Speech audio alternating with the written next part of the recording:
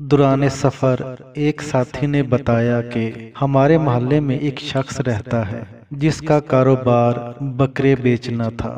مشہور تھا، لوگ دور دراز سے ایک خاص نسل کے بکرے اس سے خریدنے کے لیے آتے تھے، چونکہ گھر کے قریب ہی اس کا اڈا تھا۔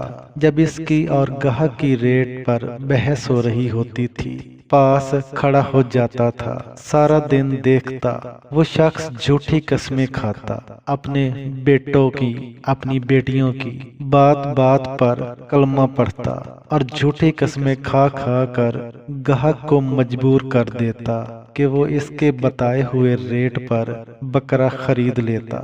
گاہک کے جانے کے بعد گاہک کو 2-3 موٹی موٹی گالیاں دیتا اور فخریہ انداز سے پیسے اپنی جیب میں ڈال لیتا کہ جیسے بہت بڑا مارکا سر کر لیا ہو۔ حالانکہ گاہک بھی اکثر جانتے تھے کہ جتنی رقم وہ دے رہے ہیں یہ چیز اتنے کی نہیں ہے، مگر وہ شخص باتوں میں ایسا الجھاتا، قسمیں کھا، کلمے پڑھ، اپنی اولاد کے سر کی قسمیں، حتیٰ کہ اپنی بیٹیوں کو گندی گالی نکال کر کہتا کہ اگر ایسا ہو تو میری بیٹی کو یہ ہو جائے، میرے بیٹے کو فلاں مرض، یا میرے بھائی کو یہ ہو جائے۔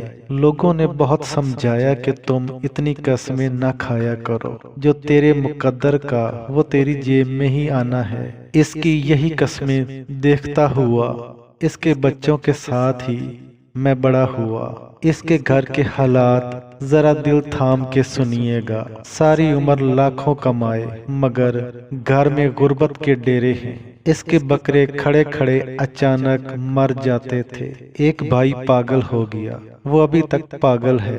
اس کی ایک بیٹی بھری جوانی میں اچانک فوت ہو گئی۔ اس کا غم ابھی ہلکا نہیں ہوا تھا کہ ایک بیٹی گھر سے بھاگ گئی۔ اس ذلت کو لیے ہمارے علاقے سے گھر چھوڑ کر دوسری جگہ منتقل ہوا۔ پھر معلوم ہوا کہ اس کی تیسری بیٹی کا دماغی توازن خراب ہو گیا اور وہ سارا دن گلی میں بیٹھی رہتی ہے۔ اس کو کچھ ہوش نہیں۔